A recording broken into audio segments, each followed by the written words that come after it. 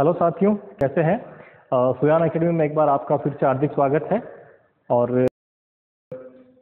सुयान academy के जो video lecture हैं वो करीब करीब 60 के अराउंड पहुंच चुके हैं। तो आप लोगों से गुजारिश रहेगी कि आप लोग जो है इनको ज़्यादा से ज़्यादा लोगों की तरफ जो है जो फर्स्ट ग्रेड की तैयारी कर रहे हैं उन लोगों को शेयर करें। और अभी जो हमारा टॉपिक चला, क्योंकि मैकेनिक्स हमने कंप्लीट कर ली थी और हम इलेक्ट्रोस्टैटिक्स वाले टॉपिक में चल रहे हैं। ठीक है, इलेक्ट्रोमैग्नेटिक थ्योरी का एक पार्ट है इलेक्ट्रोस्टैटिक्स, उसमें हम चल रहे हैं। तो उस इलेक्ट्रोस्टैटिक में मैंने जो है लास्ट टाइम हमारा जो टॉपिक चल रहा था लास्ट वीडियो तक, वो था इलेक्ट्रिक फील्ड फाइंड आउट करना। ठीक है, और इलेक्ट्रिक फील्ड के अंदर भी हम कौन सी सिमेट्री की बात कर रहे थे? हम स्फेरिकल सिमेट्री की अभी बात कर रहे थे। ठीक है, स्फेरिकल सिमेट्री। तो स्फेरिकल सिमेट्री के अंदर मैंने एक आपको एग्जांपल करवा दिया था, और फर्स्ट एग्जांपल कौन सा था? वो था स्फेरिकल सेल का। यानी कि स्फेरिकल सेल है, गोलीय कोश है, उसके अंदर आपने क्यू चार्ज दिया है, तो इलेक्ट्रिक फील्ड आउटसाइड सरफेस और इनसाइड पे क्या होगा वो हमने फाइंड आउट कर लिया था। ठीक है, नेक्स्ट हमारा जो है इसके अंदर टॉपिक रहेगा वो रहेगा, देखिए स्फेरिकल सेल और जो कंडक्टर होगा, ठीक है, दोनों केस में, यानी कि जो कंडक्टिंग स्फीयर होगा और स्फेरिकल सेल होगा, दोनों ही केस में जो है सेम ही चीज रहेगी। क्यों रहेगी? क्योंकि कंडक्टर के ऊपर जब आप चार्ज दोगे तो चार्ज जो डिस्ट्रीब्यूट होता है वो क्या होता है? सिर्फ सरफेस पे डिस्ट्रीब्यूटेड होता है। ठीक है, इनसाइड में कोई चार्ज डिस्ट्रीब्यूटेड नहीं होता है। ठीक है, चलिए, क्योंकि उसमें ऑलरेडी फ्री चार्ज होता है, तो फ्री चार्ज होने की वजह से जब आप उसको चार्ज देते हो तो उनमें क्या होता है? रिपल्सन होता है अंदर, और जो चार्ज होगा वो डिस्ट्रीब्यूटेड कहाँ होगा? आपस के अंदर। क्योंकि कुलाउम फोर्स की वजह से क्या होता है? चार्ज जो होगा वो क्या रहेगा? वो हमेशा फोर्स को क्या करेगा? कम करने की कोशिश करेगा। तो वो कहाँ जाएगा? वो जाएगा हमारे उसके जो स्फीयर होगा उस स्फीयर के सरफेस के ऊपर। ठीक है, चलिए, तो कुल मिला के जो है हमारा अब आते हैं स्फेरिकल सिमेट्री का दूसरा जो केस होगा वो कौन सा होगा? डाइइलेक्ट्रिक स्फीयर, है ना। अब जो हमारा है अचालक गोला, अगर डाइइलेक्ट्रिक स्फीयर है तो उस केस में क्या होगा? ठीक है, तो डाइइलेक्ट्रिक स्फीयर में आप क्या करते हैं? उसको एक यूनिफॉर्म चार्ज देते हैं, और चार्ज कितना देते हैं? यूनिफॉर्मली वो चार्ज है, और चार्ज कितना है? क्यू है उस पर। ठीक है, तो सबसे पहले डाइइलेक्ट्रिक स्फीयर बना देते हैं। तो ये हमारा क्या होगा? डाइइलेक्ट्रिक स्फीयर कुछ इस तरह का। इस पर आपने चार्ज दे रखा है, इसका मतलब कुछ इस तरह से चार्ज इसमें कंप्लीटली डिस्ट्रीब्यूटेड होगा। ठीक है, यूनिफॉर्मली। ठीक है, और ये क्या है? इसका सेंटर हो गया। तो सेंटर से आपको क्या करना है? एक तो आउटसाइड डिस्टेंस जो पॉइंट P है, और यहाँ से यहाँ तक की डिस्टेंस कितनी है? स्मॉल r है। इस पे आपको इलेक्ट्रिक फील्ड फाइंड आउट करना है। ठीक है, फिर उसके सरफेस पे करना है। जब ये रेडियस कितनी है उसकी? Capital R। तो मैं लिख देता हूँ, चार्ज कितना है? Q, और इसकी रेडियस कितनी है? जिसकी रेडियस हो कैपिटल R के इक्वल। ठीक है, उसके बाद में एक इनसाइड पॉइंट लेना है। तो मान लीजिए इनसाइड पॉइंट लेते हैं हम, ये भी क्या है? स्मॉल r डिस्टेंस के ऊपर। तो इस वाले केस में, यानी कि तीनों ही केस में जो है हमें इलेक्ट्रिक फील्ड फाइंड आउट करना है। ठीक है, अब दूसरी बात, इलेक्ट्रिक फील्ड ऑलवेज किस डायरेक्शन में होता है? चार्ज से। अगर पॉजिटिव चार्ज, इसका मतलब इलेक्ट्रिक फील्ड की जो डायरेक्शन होगी, जिसे मैं E कह रहा हूँ, या E की डायरेक्शन, तो E की डायरेक्शन क्या हो जाएगी मेरी? r कैप डायरेक्शन हो जाएगा। ठीक है, तो अब मुझे क्या करना है? सबसे पहले, क्योंकि गाउस के नियम का यूज कर रहे हैं, और अभी मैं क्या बता रहा था आपको, मैं कौन सा केस ले रहा हूँ? ये वाला। ठीक है, इलेक्ट्रिक फील्ड का कौन सा केस ले रहे हैं हम? ये वाला केस ले रहे हैं, equal to Q upon epsilon naught वाला। ठीक है, क्या ले रहे हैं? Q upon epsilon naught. अच्छा, ये जब मैंने Q लिखा था, इस पर आप लिख लीजिए Q एनक्लोज। एनक्लोज क्यों? हमें सिर्फ उस Q से मतलब है जो क्या हो, इसमें जो हमारा गाउसियन सरफेस है उसके अंदर हो, उसके बाहर वाले Q से या उसके बाहर वाले चार्ज से हमें मतलब नहीं होता है। ठीक है, तो ये हमने जो है, अच्छा मैंने यहाँ पे S लिया था, सॉरी, सरफेस इंटीग्रल है ये। कौन सा इंटीग्रल है? सरफेस इंटीग्रल है। समझ में आ गया? तो यहाँ से हमें अब आगे बढ़ना है। चलिए, तो सबसे पहले मैं बात करता हूँ किसके? फर्स्ट केस का मतलब क्या है? आउटसाइड में। अगर आप इस स्फीयर से आउटसाइड में है, तो आउटसाइड में है तो आपके पास क्या इक्वेशन बनेगी? ठीक है, इसी इक्वेशन से स्टार्ट करूंगा। तो ये क्या हो जाएगा मेरे पास? ए आउटसाइड, ठीक है, ds enclose equal to charge कितना एनक्लोज है? अगर मान लीजिए मैं यहाँ पे एक गाउसियन सरफेस इस तरह से बनाता हूँ, ठीक है, कुछ इस तरह का गाउसियन सरफेस होगा, तो इस गाउसियन सरफेस में, ठीक है, इस गाउसियन सरफेस में कितना चार्ज एनक्लोज है? तो ये पूरा का पूरा चार्ज जो हमने Q दिया, ये पूरा का पूरा इसमें एनक्लोज हो रहा है। तो कुल मिला के चार्ज कितना आ गया? Q upon epsilon not. अब यहाँ से देखिए, E की डायरेक्शन में, यानी कि मुझे क्या करना है? जो E की डायरेक्शन है उसी डायरेक्शन में क्या लेना है? उसी डायरेक्शन में मुझे लेना है इसका सरफेस, है ना। तो सरफेस का कौन सा एलिमेंट लूंगा? जिसका r कैप डायरेक्शन हो। जिसकी डायरेक्शन कौन सी हो? r कैप डायरेक्शन में हो। तो r कैप में डायरेक्शन कौन सी हो जाएगी? तो यहाँ पे जब आप इस सरफेस के यहाँ चलते हैं तो इस डायरेक्शन में r कैप की डायरेक्शन में कौन सा होता है? r कैप की डायरेक्शन में जो फील्ड होता है, सॉरी इलेक्ट्रिक वो एरिया होता है, सॉरी इलेक्ट्रिक एरिया जो होता है वो कौन सा होगा? वो होगा r। ठीक है, फिर डी थीटा, क्योंकि कौन सा स्फेरिकल में चल रहे हैं तो डी, अच्छा R sine theta, sorry R sine theta, D theta और डी फाई। ठीक है, ये हमने कल देखा भी था। तो यहाँ से जब इस इक्वेशन को सोल्व करोगे तो क्या हो जाएगा आपके पास, सीधा सीधा ये जो है आउटसाइड में आ जाएगा, सॉरी आर स्क्वायर था वहाँ पे ना, क्योंकि एक आर तो आपको कहाँ से मिलेगा, इसकी वजह से, एक मिलेगा इसकी वजह से, तो क्या था R square sine theta D theta और डी फाई। ठीक है, तो ये बाहर आ जाएगा पूरा, तो E out is equal to, और इसकी वैल्यू कितनी मिलेगी इंटीग्रल की, अगर मान लीजिए इंटीग्रल आप करते हैं 0 से pi sine theta D theta और 0 से 2 पाई फाई, तो ये वैल्यू कितनी मिलती है, मैंने आपको पहले बताया था, ये याद होनी चाहिए, कितनी आती है 4 पाई। ठीक है, तो ये कितनी मिलेगी 4 पाई, तो उस तरफ जाओगे तो क्या हो जाएगा ई आउट, आर इसको चलो मैं एक बार लिख देता हूँ 4 pi Q upon epsilon naught. Next condition में क्या हो जाएगा, जो आपका ई आउट होगा वो हो जाएगा Q upon 4 pi epsilon naught और आर स्क्वायर। ठीक है, और अगर इसको वेक्टर फॉर्म में लिखेंगे तो ई आउट वेक्टर फॉर्म में जो हो जाएगा Q upon 4 pi epsilon naught R square और आर के। ठीक है, ये आउटसाइड हो गया। अब आगे आते हैं कौन सा, सरफेस पे, है ना। बी पे अगर मैं देखूं सरफेस पे, ठीक है, 8 आर इक्वल टू आर, तो इसका मतलब ये आर क्या होगा, रिप्लेस हो जाएगा, क्योंकि यहाँ पे भी अगर लेते हैं तो चार्ज कुल मिला के कितना होगा, चार्ज कुल मिला के जो है आपके किसके बराबर हो, क्यू के, क्योंकि आप वहां इनक्लोज करेंगे तो यहाँ क्या जाएगा capital R square sine theta D phi. ठीक है, ये चार्ज उतना का उतना ही रहेगा, तो कुल मिला के यहाँ क्या बन जाएगा, इस आर को रिप्लेस कौन कर लेगा, कैपिटल आर, तो 8 आर इक्वल टू आर जो होगा, ई जिसको मैं सरफेस कह रहा हूँ वो कितना हो जाएगा, वो हो जाएगा Q upon 4 pi epsilon not capital R square और आर कैप। ठीक है, ये हो गया ये वाली चीज। अब आते हैं किसमें, इनसाइड में। तो इनसाइड में जब आते हैं तब हमें थोड़ा सा ध्यान देना पड़ेगा। क्या ध्यान देना पड़ेगा, अब मुझे चाहिए क्यू, कौन सा, जो एनक्लोज्ड होगा। अब जब इनसाइड की बात करूं तो इसका मतलब यहां से मैं क्या करूंगा, गाउसियन सरफेस बनाऊंगा। ठीक है, अब गाउसियन सरफेस कौन सा होगा मेरा, जो इस स्मॉल आर एरिया जो इनसाइड में है इसमें कितना चार्ज आ रहा है। ठीक है, अब क्योंकि यूनिफॉर्मली डिस्ट्रीब्यूटेड है तो फॉर्मूला तो कौन सा रहेगा, यही, यहाँ कोई समस्या नहीं है फॉर्मूले के अंदर। ठीक है, अब क्या करना है हमें, सी पार्ट के अंदर, इसके सी पार्ट में जब हमें बात करनी है कौन सा, इनसाइड। ठीक है, तो जब ई इन की बात करूंगा तो यहाँ चार्ज भी कौन सा आएगा, जो चार्ज यहाँ पे मुझे मिलेगा, इस चार्ज को मैं क्या कह देता हूँ, मान लीजिए क्यू डेज कह देता हूँ। ठीक है, अब मुझे क्यू डेज फाइंड आउट करना है, तो क्यू डेज फाइंड आउट करना तो क्या करना पड़ेगा कि टोटल चार्ज किस में डिस्ट्रीब्यूटेड है, टोटल वॉल्यूम में डिस्ट्रीब्यूटेड है। ठीक है, यानी कि इसके आयतन में डिस्ट्रीब्यूटेड है, तो इसका मतलब अगर मैं मान लीजिए पर यूनिट वॉल्यूम निकालना चाहूँ, ठीक है, पर यूनिट वॉल्यूम में चार्ज निकालना है। ठीक है, पर यूनिट वॉल्यूम में चार्ज निकालना, तो चार्ज कितना हो जाएगा, total charge divided by pi R cube. ठीक है भाई, इस पूरे के पूरे वॉल्यूम में क्यू चार्ज डिस्ट्रीब्यूटेड है, तो ये क्या आ गया यूनिट, ये क्या आ जाएगा मेरे पास, पर यूनिट वॉल्यूम चार्ज आ गया। ठीक है, या चार्ज पर यूनिट वॉल्यूम लिख देता हूँ, चार्ज को आगे लिख देता हूँ पहले। ठीक है, चार्ज पर यूनिट वॉल्यूम। अब मुझे क्या चाहिए, स्मॉल आर रेडियस में चाहिए, यानी कि किस में चाहिए, 4/3 pi R cube, 4/3 pi R cube जो वॉल्यूम है इसमें चार्ज कितना होगा। ठीक है, तो इसमें चार्ज कितना होगा, तो आप क्या करेंगे, इससे मल्टीप्लाई कर देंगे। ठीक है, सिंपल मैथमेटिक्स है, ये इससे कैंसिल आउट, तो क्या बचा, ये क्यू डेज होगा, तो क्यू डेज कितना हो गया, क्यू अपॉन आर क्यूब, और यह जाएगा इधर आर क्यूब। सिंपल सी बात है कि इस इतने वॉल्यूम में चार्ज इतना था, तो सिंगल वॉल्यूम में चार्ज कितना होगा, इतना हो जाएगा, तो इस वॉल्यूम में कितना होगा, इससे मल्टीप्लाई कर देंगे। वही चीज़ है कि 5 पेन का मूल्य ये था, तो 1 पेन का मूल्य, वो जो मूल्य था डिवाइडेड बाय 5। ठीक है, फिर उसके बाद में 10 का निकालना तो मल्टीप्लाई बाय 10। ठीक है, जो एकाके नियम हम हिंदी में करते हैं। ठीक है, मैथ्स जो पढ़ के आए हैं हिंदी वाले उनको ये सब चीज़ें आती होगी, तो इस तरह से हमने क्या निकाल लिया, क्यू डेज निकाल लिया, तो यहाँ पे रख देंगे, तो कुल मिला के ये क्या बन जाएगा, ई इन। ठीक है, इंटीग्रल एरिया कौन सा लेना, अभी भी एरिया कौन सा, क्योंकि इलेक्ट्रिक फील्ड की डायरेक्शन कौन सी होगी, हमेशा आर कैप की डायरेक्शन में, तो इसका मतलब आर कैप वाला लेता है। ठीक है, तो ले लीजिए आर कैप वाला क्या होता है, R square sine theta D theta और डी फाई। क्यू डेज, तो क्यू डेज की वैल्यू क्या है, Q upon Q into R cube upon capital R cube. ठीक है, इसको सोल्व कर लिए तो ई इन, ये एरिया कितना बनेगा, आर स्क्वायर और 4 पाई। ठीक है, बार बार सोल्व करने की जरूरत नहीं है, यहाँ से क्यू आर क्यूब और आर क्यूब, इस आर क्यूब से ये पूरा कैंसिल, एक आर यहाँ बच जाएगा।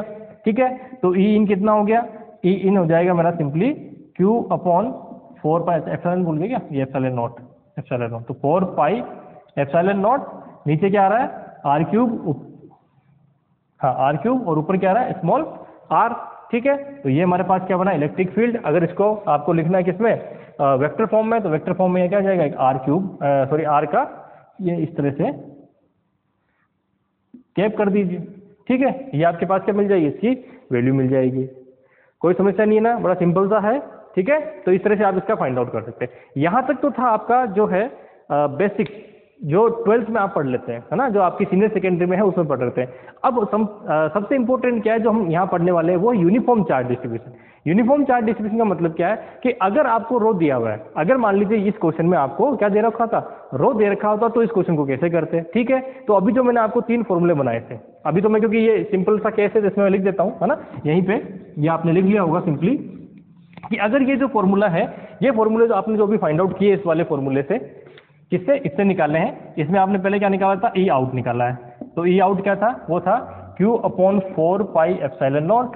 ठीक है, Q upon 4 pi epsilon naught, और उसके बाद क्या था, उसके बाद था आपके पास आर स्क्वायर और R cap.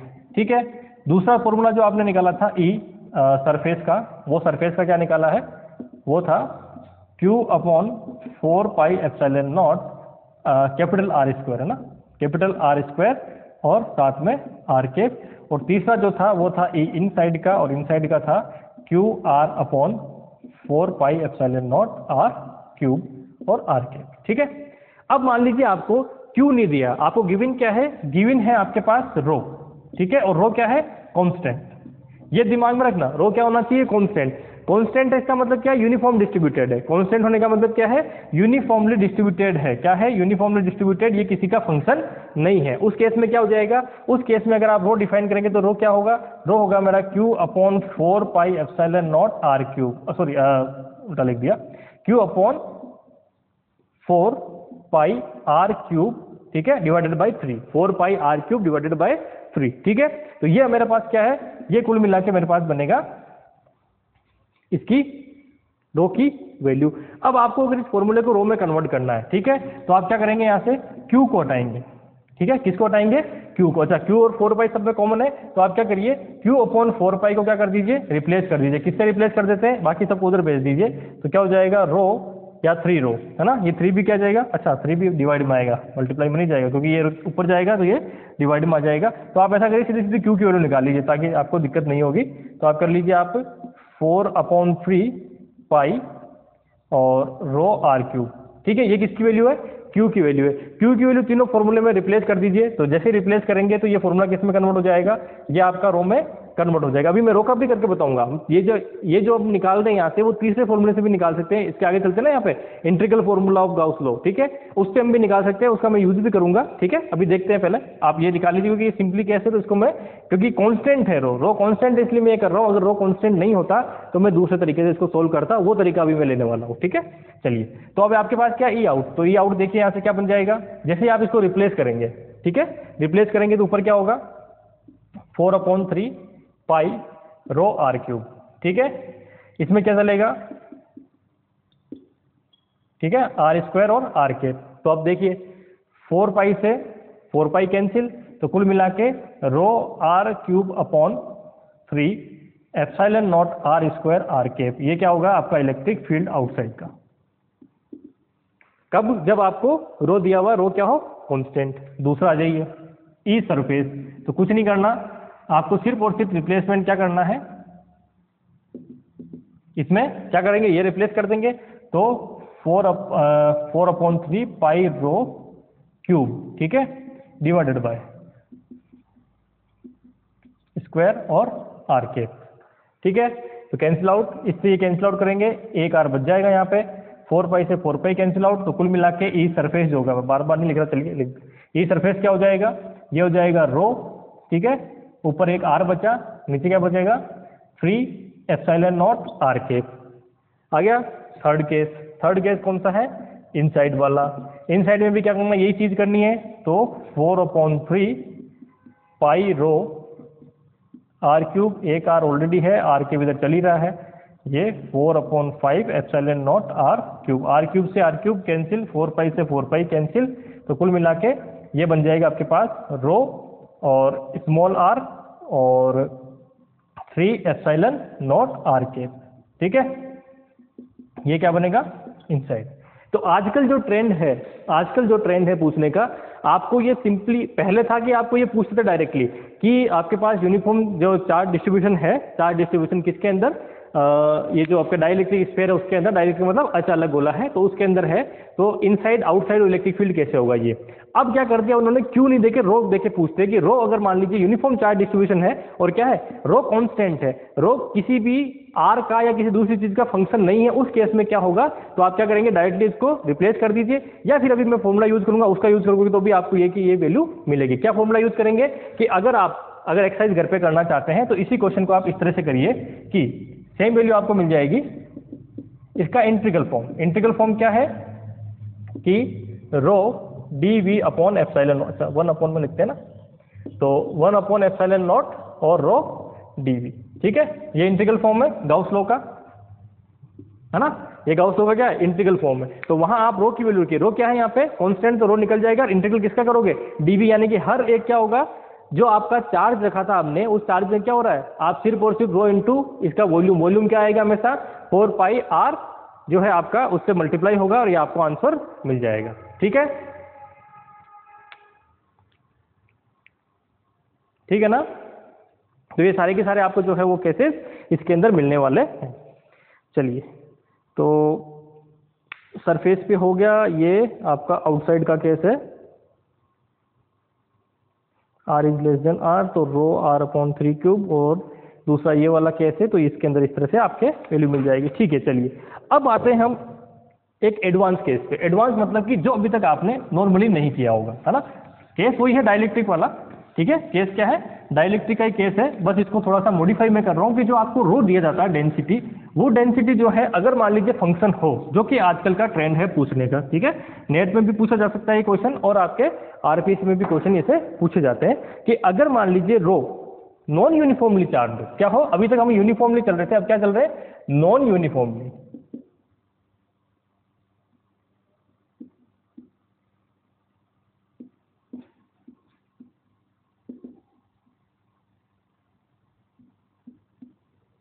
Non uniformly charge dielectric sphere.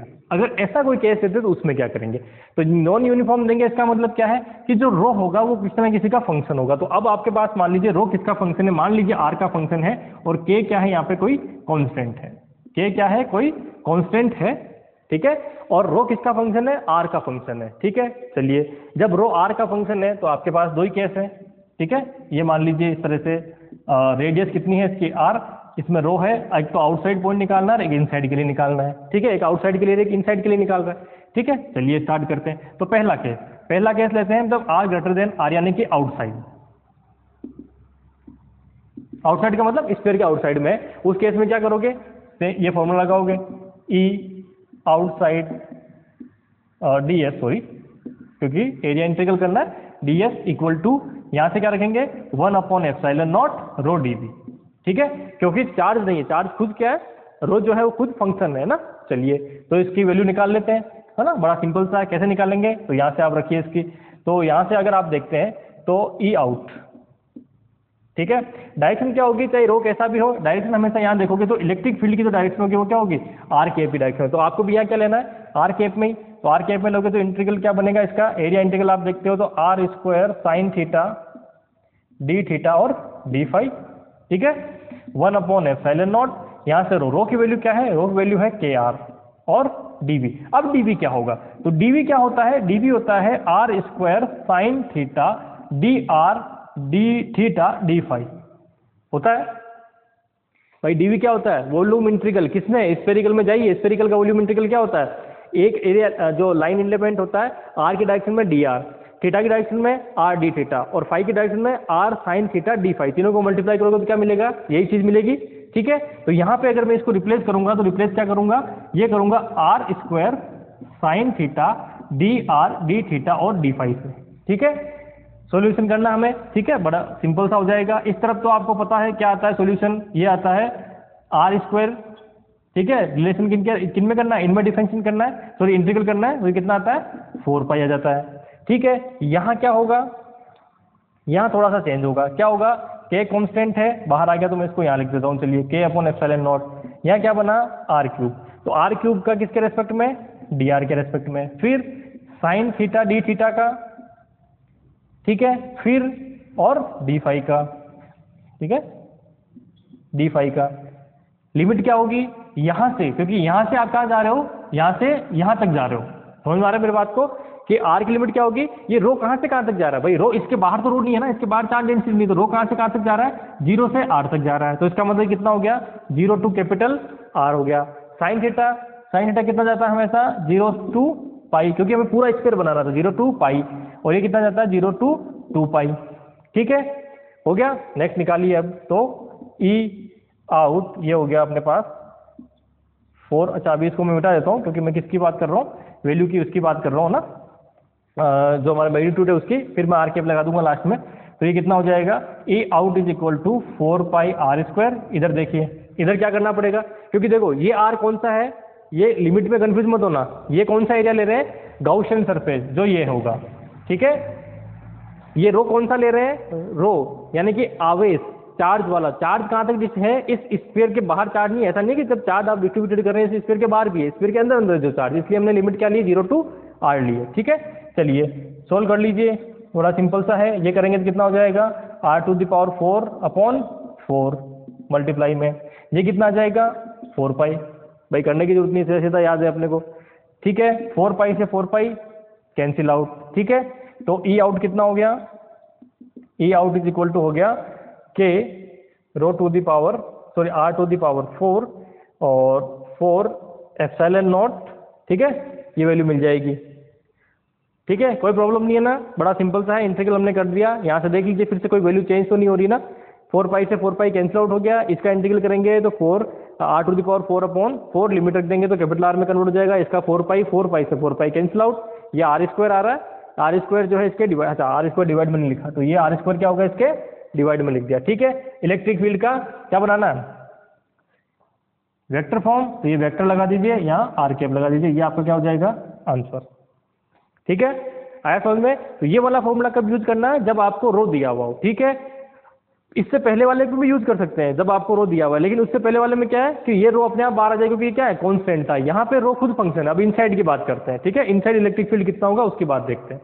तो आ जाइए फिर से यहाँ से, ये तो ऐसे चीज रहेगा, यहाँ चेंज हो गया, यहाँ सेकंड पार्ट क्या हो जाएगा इनसाइड, इनसाइड का मतलब क्या है कि अब जो आपका आर है वो लेस देन है कैपिटल आर के, ठीक है, तो इसका मतलब पॉइंट कहाँ है, कुछ यहाँ है, तो ये वाले की बात हमें करनी है, ठीक है, ये वाले की बात करनी है, तो यहाँ से कहाँ तक जाना है हमें, स्मॉल आर तक जाना है, ठीक है।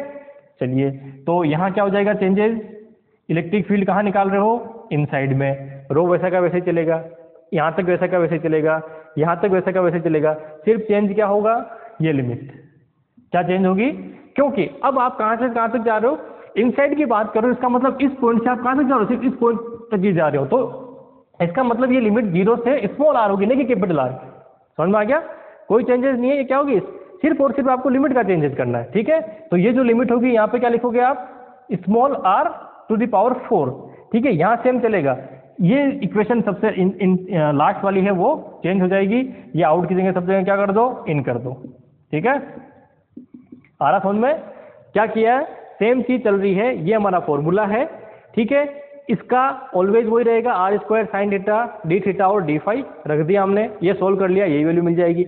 इधर क्या हुआ, इधर भी रो है, लेकिन इधर रो जो हम कहाँ तक, आर में हम कहाँ तक जा रहे हैं 0 टू आर, इसमें यहाँ जा रहे थे तो चार्ज कहाँ तक, पूरा चार्ज हमने कंसिडर किया था, अब ये पूरा चार्ज नहीं हो रहा, यहाँ से यहाँ तक का चार्ज कंसिडर हो रहा, तो इसका मतलब 0 टू आर तक हम जा रहे हैं, ठीक है, और बाकी पूरा स्क्वायर बनाना, इसलिए ये तो करना ही पड़ेगा स्क्वायर बनाने के लिए, ठीक है, पूरा घुमाना ही, तो वो थीटा को पाई घुमाना पड़ेगा और उसको 2 पाई घुमाना पड़ेगा, तो वो हमने घुमा दिया, ठीक है।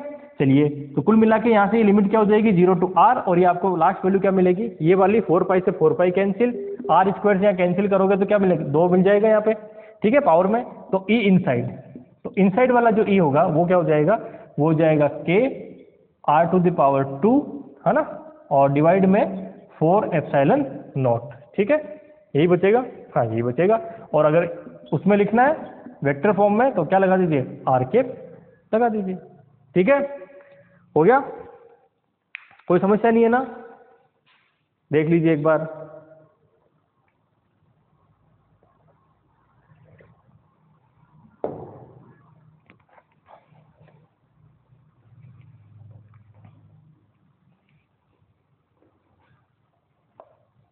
के आर स्क्वायर अपॉन 4πε0, ठीक है।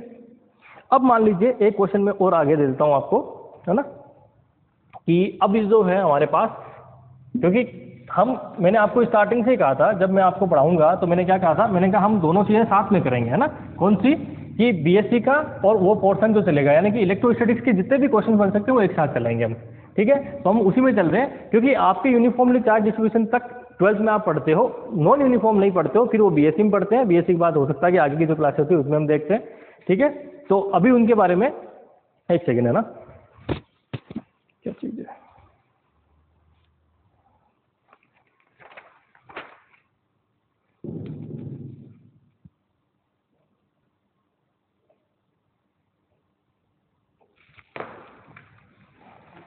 और तो नहीं है, हो गया कंप्लीट।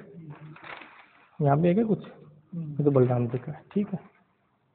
चलिए, तो नेक्स्ट जो है हमारा एक क्वेश्चन में ऐसा लेता हूँ जिसके अंदर क्या है कि थोड़ा सा एडवांस पार्ट है ना, और उसमें सारी जो टॉपिक है, जो चीजें हैं वो आपकी क्लियर हो जाएंगी, ठीक है। कैसे हो जाएंगी वो देखिए आप, कि अब मेरे पास क्या है, स्फीयर नहीं है, क्या होलो स्फीयर है। क्या है? Hollow sphere.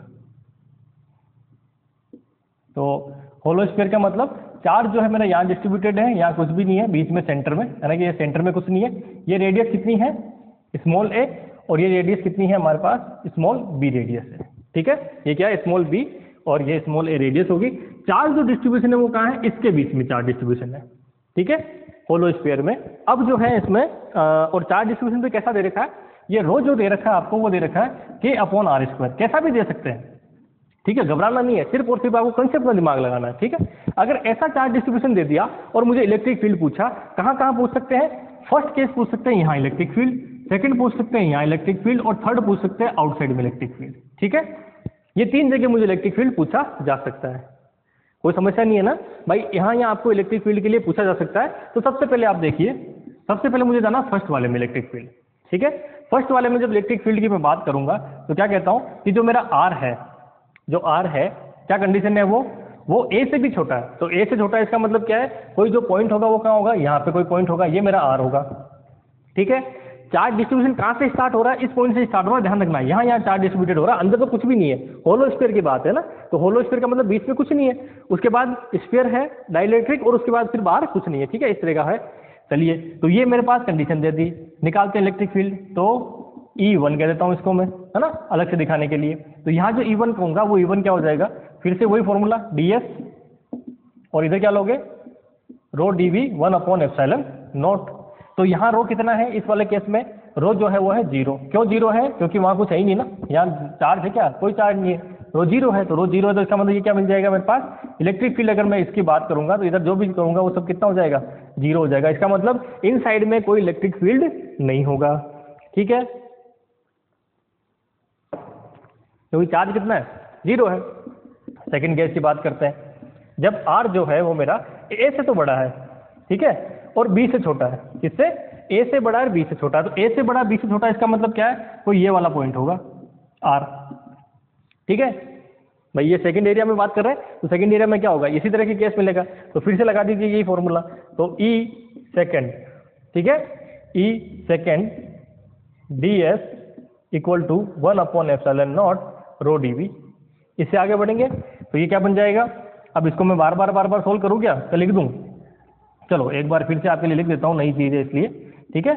E, इसको भी हटा देता हूँ मैं, क्योंकि बाद में हम डायरेक्शन एक साथ लिख लेंगे, ठीक है। अभी मैग्नीट्यूड की बात कर लेते हैं। तो E, इसके साथ में कौन सा लेना है मुझे?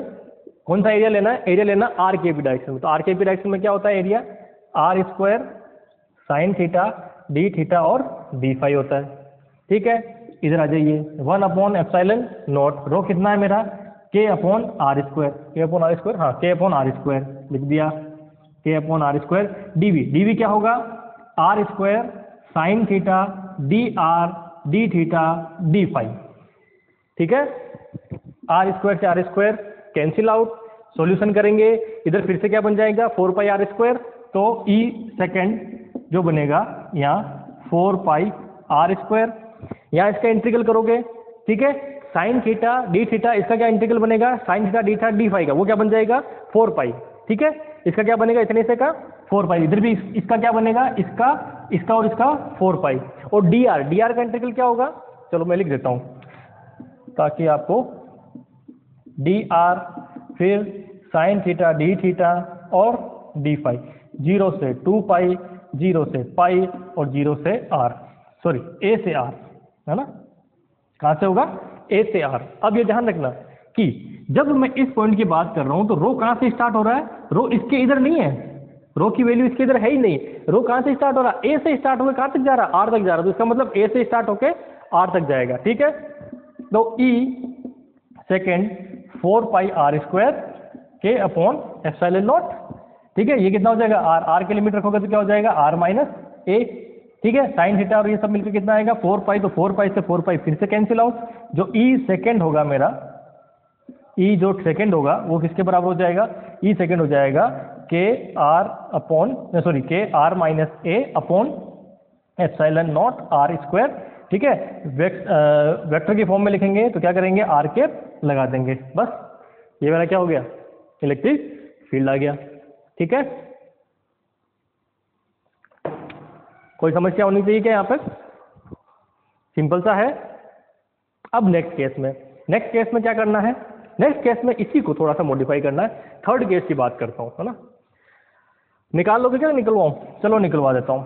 थर्ड केस में क्या है, अब मेरा जो आर है, यही सॉल्यूशन कर रहा हूं मैं ना, अब जो मेरा आर है उस आर में क्या चेंजेस होगा कि जो आर है उसकी वैल्यू ग्रेटर देन है किससे, आर की वैल्यू ग्रेटर देन है बी से, तो जब आर की वैल्यू बी से ग्रेटर देन है तो यहाँ पे जो है ये थर्ड केस, ये थर्ड केस, इसमें कोई चेंजेस होगा क्या, इसमें कोई चेंजेस नहीं होगा, ठीक है, क्योंकि अब हम क्या कर रहे हैं, यहाँ कोई पॉइंट होगा, थर्ड केस का मतलब है यहाँ अगर कोई पॉइंट होगा उसके लिए हमें वैल्यू फाइंड आउट करनी है, तो गॉसियन सरफेस क्या होगा, ये वाला होगा, ठीक है।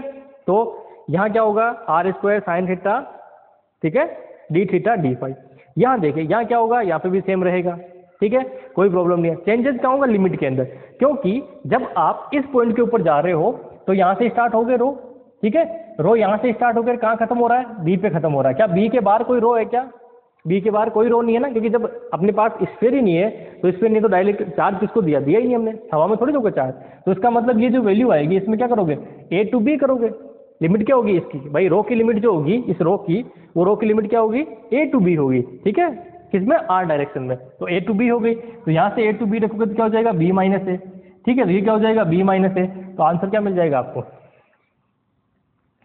ठीक है, थर्ड और थर्ड। बहुत सिंपल है, देखिए बहुत ज्यादा सिंपल चीजें हैं, अगर आपको क्या होना चाहिए, अगर आपको जो है कंसेप्ट पता है तो कोई दिक्कत नहीं आने वाली है आपको।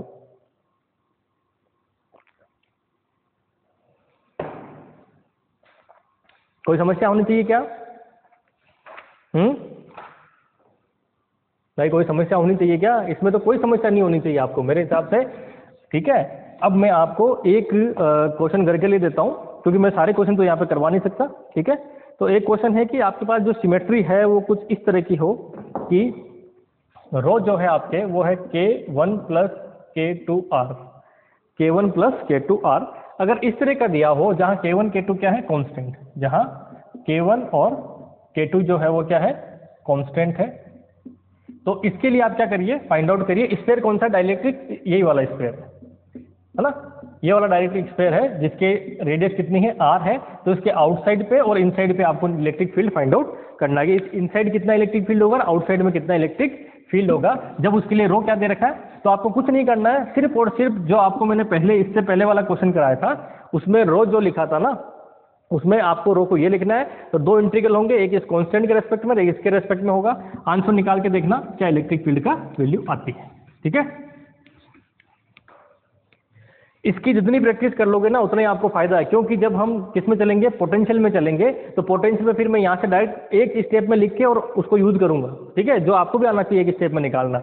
ये अभी मैं इतनी कैलकुलेशन कर रहा हूँ, ये कैलकुलेशन वहाँ नहीं करूंगा, क्योंकि मुझे तब पता होना चाहिए कि आपको sine theta D theta D phi का जो वैल्यू कितनी होती है, ठीक है, वॉल्यूम इंटीग्रल की वैल्यू कितनी होती है, वो सारी की सारी चीजें पता होनी चाहिए, ठीक है। अब यहाँ से आते हैं, टाइम देख लेते कितना हुआ, उसके अकॉर्डिंग फिर आगे चलते हैं। चलिए अभी टाइम है हमारे पास, तो हम सिलेंड्रिकल सिमेट्री पे चलते हैं, ठीक है। स्फेरिकल सिमेट्री तो हो गई, जितने इसके एग्जांपल ले सकते थे, अब हम चलते हैं सिलेंड्रिकल सिमेट्री पे। तो यूनिफॉर्मली स्फेरिकल सिमेट्री के बाद हम चलते हैं अब नेक्स्ट सिलेंड्रिकल। तो अगला है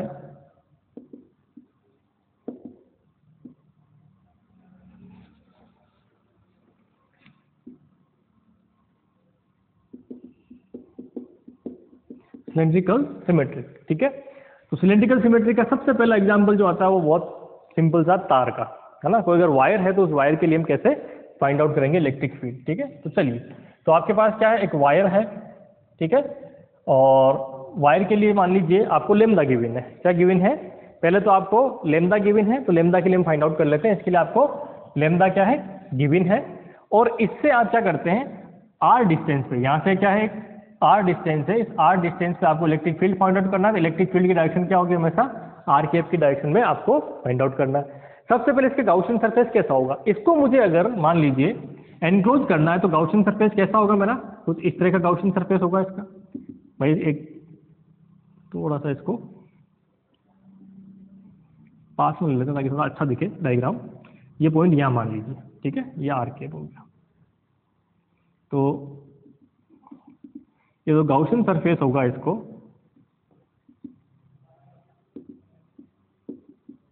वो कुछ इस तरह का गाउसियन सरफेस होगा, है ना। ठीक है, जिसकी लेंथ मान लीजिए कितनी है, एल है। अभी वायर इनफाइनाइट का है तो भी मुझे प्रॉब्लम नहीं है, अभी आई एल से एल क्या होगा, सब कैंसिल आउट हो जाएगा। यहाँ पे मुझे इलेक्ट्रिक फील्ड फाइंड आउट करना है पॉइंट पी पे। ठीक है, ये पॉइंट ओ से कितने डिस्टेंस पे है, मान लीजिए आर डिस्टेंस पे पॉइंट है ना।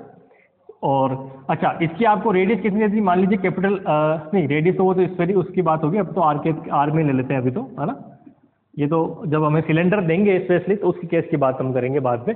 तो मेरे पास क्या है, ये इस तरह की जो है क्वेश्चन दिया हुआ है, किसी वायर के लिए निकालना है। ठीक है, किसके लिए निकालना है, फर्स्ट केस है वायर के लिए इलेक्ट्रिक फील्ड निकालना है। ठीक है, तो वायर के लिए मुझे क्या दे रखा है, लेमदा दे रखा है। लेमदा क्या होता है, क्यू अपॉन, वायर के लिए क्या होता है, क्यू अपॉन एल। ठीक है, ये मुझे गिवन है।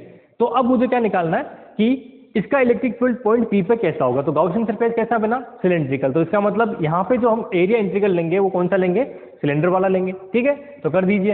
इस तरह का जब भी क्वेश्चन आपको मिलता था आप क्या करते हैं, ये E dot D S equal to यहाँ क्या लेते हैं, क्यू अपॉन एप्सिलॉन नॉट। ठीक है, अब क्यू अपॉन एप्सिलॉन नॉट है, लेकिन आपके पास क्या क्यू है, क्या नहीं है, चलो बाद में देख लेंगे। तो क्यू नहीं है, इसका मतलब क्या होगा, ये कितना हो जाएगा, लेमडा एल के इक्वल हो जाएगा क्यू। भाई क्यू कितना हो जाएगा, लेमडा एल के इक्वल हो जाएगा। चलिए आगे चलते हैं। तो यहां से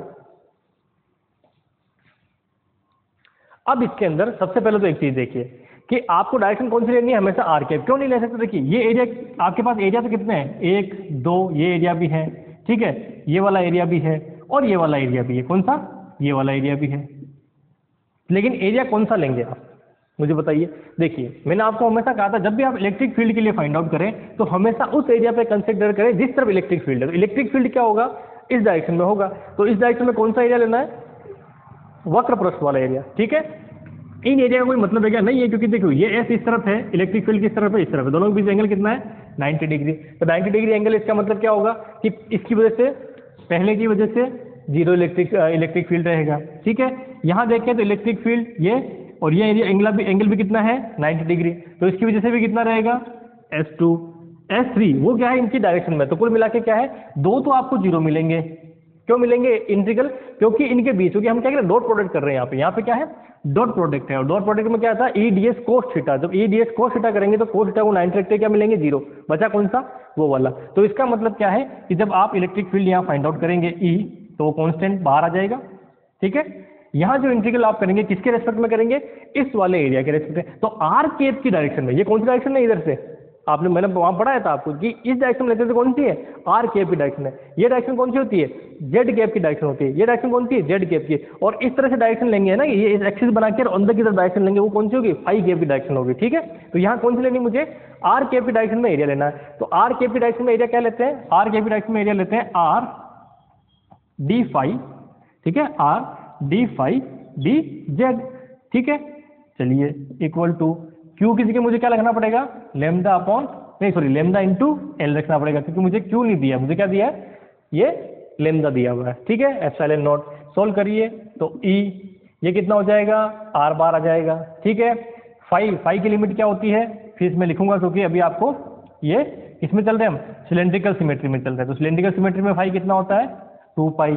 जेड की वैल्यू कितनी है, क्योंकि हम एल तक ले रहे हैं तो एल लेंगे, ठीक है, lambda L upon epsilon not, ठीक है, तो ई आर ये कितना हो जाएगा 2 पाई, यहाँ से कितना मिलेगा L equal to lambda L upon epsilon naught, L से एल कैंसिल आउट, तो ई कितना हो गया, ई हो गया हमारे पास lambda upon 2 pi epsilon naught R, ठीक है, वेक्टर फॉर्म में लिखेंगे तो E vector lambda upon 2 pi epsilon naught R और आर कैप, ठीक है, क्लियर।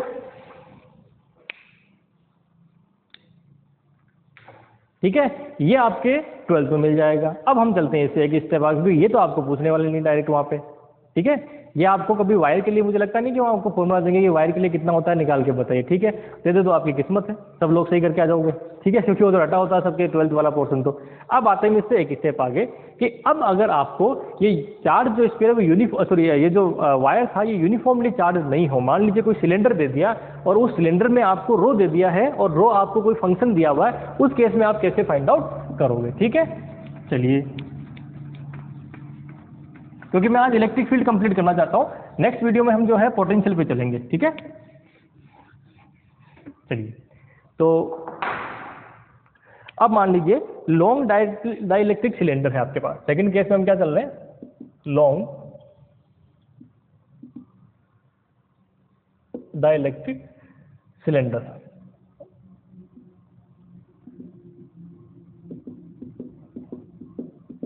अगर मान लीजिए डाइलेक्ट्रिक का मतलब वही फिर से परावैद्युत जिसको बोल सकते हैं ना, और अचालक वैसे नॉर्मली क्या होता है परावैद्युत होता है, लेकिन अचालक का कोई पार्ट होता है उसे परावैद्युत कहते हैं, ये तो पता है ना। डाइलेक्ट्रिक का मतलब क्या है, अचालक में डाइलेक्ट्रिक में क्या डिफरेंस होता है, अरे इंसुलेटर में इसमें क्या है, इंसुलेटर का मतलब है कि जिसमें देखो परावैद्युत का मतलब क्या है या डाइलेक्ट्रिक का मतलब क्या है, कि डाइलेक्ट्रिक का मतलब ये है कि वो है तो अचालक यानी कि इंसुलेटर, लेकिन जब इलेक्ट्रिक फील्ड में उसको रखते हैं तो उसमें क्या हो जाता है, पोलराइजेशन हो जाता है, ठीक है। अगर पोलराइजेशन हो जाता है तो क्या होगा डाइलेक्ट्रिक, अगर पोलराइजेशन नहीं होता है इंसुलेटर ही बना देता है कंप्लीटली, तो वो तो इंसुलेटर है ही सही, ठीक है। चलिए, इंसुलेटर का स्पेशल पार्ट क्या होता है, डाइलेक्ट्रिक होता है। तो अब हम बात करते हैं किसी लॉन्ग डाइलेक्ट्रिक सिलेंडर की, ठीक है, और जिसमें आपको रो दे रखा है, ठीक है, रो क्या दे रखा है, के आर दे रखा है, कि इसका जो रो है वो चेंज हो रहा है आर के रेस्पेक्ट में, ठीक है। तो पहले तो आप डाइलेक्ट्रिक सिलेंडर बनाइए, तो ये मान लीजिए मेरा डाइलेक्ट्रिक सिलेंडर है, ठीक है, लॉन्ग है, इसका मतलब क्या है, रेडियस इसकी लेंथ है वो कितनी हो सकती है, इनफाइनाइट तक हो सकती है। अब आपके पास है दो केस, फर्स्ट केस क्या है, फर्स्ट केस ये कि आपको इनसाइड में निकालना है इलेक्ट्रिक फील्ड, कहाँ निकालना है, इनसाइड में इलेक्ट्रिक फील्ड निकालना है। तो इसका मतलब जो आप आर लेंगे वो क्या रहेगा आपके, इसकी रेडियस कितनी दे रखी है, मान लीजिए इसकी रेडियस कैपिटल आर दे रखी है, ठीक है, रेडियस कितनी दे रखी है इसकी, कैपिटल आर दे रखी है। तो कैपिटल आर जब रेडियस इसकी दे रखी है और ये इसका क्या है, एक्सिस है, तो कैपिटल आर जब रेडियस इसकी दे रखी है उससे अगर मान लीजिए छोटा है, इनसाइड का मतलब क्या हुआ, आपका जो आर है वो इससे छोटा है। अब आप मान लीजिए सेंटर पे हैं, तो सेंटर से आप क्या करते हैं, स्मॉल आर डिस्टेंस पे आपको क्या निकालना है, इसका इलेक्ट्रिक फील्ड फाइंड आउट करना है। तो इलेक्ट्रिक फील्ड फाइंड आउट करना है, इसका मतलब आपको क्या करना पड़ेगा, जब सिलेंडर है तो इसको कंप्लीटली स्मॉल आर तक के डिस्टेंस को जब आप इसको लेते हैं, ठीक है, तो उसको अगर उसको क्या करते हैं कि कवर करना है, एनक्लोज करना, तो आपको क्या लेना पड़ेगा, सिलेंडर लेना पड़ेगा। तो आप क्या करेंगे, यहाँ पे एक सिलेंडर लेंगे, ठीक है, जिसकी रेडियस भी कितनी होगी, स्मॉल आर रेडियस होगी, ठीक है, लेंथ मान लीजिए कितनी है उसकी, एल लेंथ है, ठीक है। तो आपने एक सिलेंडर लिया क्योंकि आप इनसाइड है, तो इनसाइड है इसका मतलब उसकी रेडियस जो होगी कितनी होगी, कैपिटल आर से छोटी होनी चाहिए, ठीक है। तो उस सिलेंडर के लिए अब हमारे पास सारा कंसिस्टेंट क्या होगा यहाँ पे, इसके लिए मुझे गाउस का नियम लगाना है, ठीक है। तो गाउस का नियम लगाना तो क्या हो जाएगा, ई, ठीक है, इनसाइड डॉट डी एस, है ना, equal to 1 upon epsilon naught rho D V, ठीक है। नेक्स्ट केस में आइए, अब क्या लेना है, क्योंकि इलेक्ट्रिक फील्ड की डायरेक्शन क्या होगी हमेशा आर कैप की डायरेक्शन में, जब इलेक्ट्रिक फील्ड आर कैप की डायरेक्शन में होगा तो हमें भी कौन सा लेना है, आर कैप वाला क्या लेना है, एरिया लेना है। तो आर कैप वाला एरिया क्या होता है, तो ये हो जाता है E inside integral R D phi D Z, ठीक है, ये होता है R D phi D Z equal to 1 upon epsilon naught, rho की वैल्यू क्या है, के आर, तो के इधर आ गया, बाहर अंदर क्या रहेगा आर, ठीक है आर। उसके बाद में डीवी कितना होगा इस केस में, तो डीवी हो जाएगा R D R D phi D Z, ठीक है, पता ना आपको ये चीज। तो ये कितना हो जाएगा R D phi D Z, ठीक है। तो कुल मिला के क्या बन गया, आर स्क्वायर बन गया। इसका इंटीग्रल करेंगे तो इंटीग्रल क्या मिलेगा, आर डी फाई का कितना मिलेगा 2 पाई, इसका कितना मिलेगा एल, ठीक है, करने की जरूरत नहीं अलग अलग। इसका देखिए के अपॉन एप्सिलॉन नॉट। अब यहाँ से देखिए लिमिट लगानी है मुझे, इसकी लिमिट कितनी होगी 0 टू आर, यानी कि आर स्क्वायर डी आर की लिमिट कितनी है 0 टू आर है, डी फाई की लिमिट कितनी होती है 0 से 2 पाई है, और डी जेड की लिमिट कितनी होती है 0 से एल है, ठीक है। इधर लिखने की जरूरत है क्या, चलो इधर भी एक बार और लिख देता हूँ, तो उधर लिखा है, ये तो अपना स्टेप तो वैसे ही बढ़ गया। तो ये लीजिए, सॉरी, ठीक है, तो सोल्व कर लीजिए। तो E in equal to R 2 pi L K upon epsilon naught, ये कितना हो जाएगा आर क्यूब अपॉन 3, ये कितना हो जाएगा 2 पाई, ये एल 2 पाई एल से 2 पाई एल कैंसिल आउट। तो E इन कितना हो जाएगा, जो E इन हम निकालेंगे वो हो जाएगा के, अच्छा एक आर यहाँ है ना, तो एक आर से ये कैंसिल, तो 2 आर यहाँ बच जाएंगे, तो K R square upon 3 epsilon naught, और वेक्टर फॉर्म में लिखेंगे तो आर कैप लिख देंगे, ठीक है। तो इनसाइड कितना हुआ electric field 3 K square, sorry K R square upon 3 epsilon naught R cap, ये आपका क्या हो जाएगा इलेक्ट्रिक फील्ड हो जाएगा, ठीक है। कोई समस्या है, आउटसाइड निकालना तो क्या करोगे भाई, यही क्वेश्चन आपको अगर आउटसाइड के लिए दे दिया तो क्या करोगे, आउटसाइड के लिए तो अभी आप जस्ट हम निकाला है, वही चीज आपको वापस मिल जाएगी। आउटसाइड निकाल के देखना आप, सेकंड केस है आपके पास क्या है आउटसाइड, आउटसाइड में क्या करोगे कि जो आपका आर होगा वो क्या हो जाएगा ग्रेटर देन, ठीक है, आर क्या होगा ग्रेटर देन आर। तो इसका मतलब क्या हुआ कि ये जो लिमिट है आपकी, जब आप आउटसाइड की बात करेंगे, लिख देता हूं यहाँ पे, आउटसाइड में क्या हो जाएगा, ये तो एज इट इज चलेगा, क्योंकि ये तो किसकी लिमिट होती है, इस तरफ, एक तरफ तो होती है गाउसियन सरफेस की, ये कौन सा है गाउसियन सरफेस वाला, तो गाउसियन सरफेस की लिमिट तो, क्योंकि अगर आप यहाँ जाओगे तो गाउसियन सरफेस कहाँ बनाना पड़ेगा, यहाँ बनाना पड़ेगा, यहाँ पे भी क्या बनेगा सिलेंडर बनेगा, तो वो जो रेडियस होगी वो तो कितनी होगी आर तक जाएगी। यहाँ क्या होगा, यहाँ क्योंकि रो कहाँ तक है सिर्फ इस सिलेंडर तक, ये सिलेंडर के बाहर नहीं है, तो इसका मतलब ये 0 टू, ये लिमिट लिखेंगे हम, वो लिखेंगे 0 टू कैपिटल आर, ठीक है। तो ये क्या हो जाएगा यहाँ पे कैपिटल आर का क्यूब, ठीक है, क्या हो जाएगा कैपिटल आर का क्यूब, जो ये कैंसिल आउट हो रहा था आर, अब ये कैंसिल आउट नहीं होगा, तो यहाँ बनेगा कैपिटल आर का क्यूब, और ये एक आर जो है वो डिवाइड में आ जाएगा, ठीक है, यही रहेगा, एक आर जो है वो डिवाइड में आ गया, कैपिटल आर का क्यूब हो गया, ठीक है। तो ये क्या रहेगा, ये रहेगा आपके आउटसाइड का केस, ठीक है, कौन सा हो जाएगा आउटसाइड, करके देख लेना, ठीक है। वैसे तो कर दिया, क्या करके देखोगे, है ना, समझ में आ गया ना कंसेप्ट, कंसेप्ट समझ में आने के बाद कुछ नहीं, ये लिमिट ही है सब कुछ जो है, आपको ये लगाना है, और लिमिट ये देखना है कि इस तरफ की जो लिमिट है वो रो की लिमिट है, रो का मतलब है कि आपका चार्ज कहाँ तक डिस्ट्रीब्यूटेड है, इस तरफ की लिमिट है, इस तरफ की लिमिट, जहां पे आपको इलेक्ट्रिक फील्ड निकालना वहां पे आपने कौन सा गाउसियन सरफेस बनाया उसकी लिमिट है बस, ठीक है, ये समझ में आ जाएगा, तो बाकी चीजें सारी की सारी होनी है, ठीक है।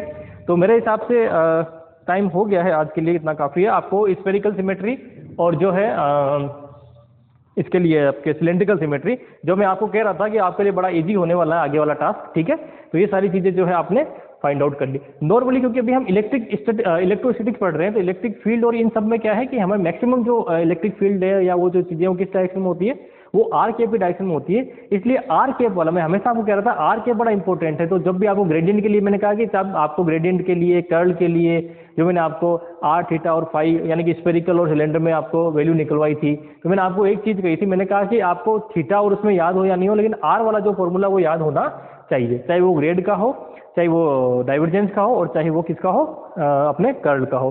क्यों होना चाहिए, उसका रीजन है, रीजन ये है कि अपने इलेक्ट्रिक फील्ड के क्वेश्चन है वो सिर्फ आर केप में चलते हैं, ठीक है। जब हम मैग्नेटोस्टैटिक में जाएंगे यानी कि मैग्नेटिक फील्ड में जाएंगे, तो मैग्नेटिक फील्ड में क्या होगा, आपको थीटा डायरेक्शन में भी जाना पड़ेगा, कई बार फाई डायरेक्शन में भी जाना पड़ेगा, वो डिपेंड करेगा आपको क्वेश्चन कैसा है। तो वहाँ अपने सारे इंटीग्रल जो पढ़े ना हमने, जो मैंने आपको पढ़ाए वहाँ पे एरिया वाले वगैरह, वो सब वहाँ पे काम आने वाले हैं, तब हम उनकी बात करेंगे। अभी क्योंकि मेनली आपके आर केप का काम है, तो आप आर केप का देखिए, वॉल्यूम इंटीग्रल तो काम आ ही रहा है, वो आगे भी काम आता रहेगा, ठीक है। चलिए, तो सब लोगों को शेयर करते रहिए, आई होप आपको बहुत अच्छा लगा होगा इस वीडियो देख के, ठीक है, और आज कुछ नई चीजें सीखे होंगे, और इसी तरह से मेरे साथ बने रहिए और नई चीजें सीखते रहिए, ठीक है। Thank you very much.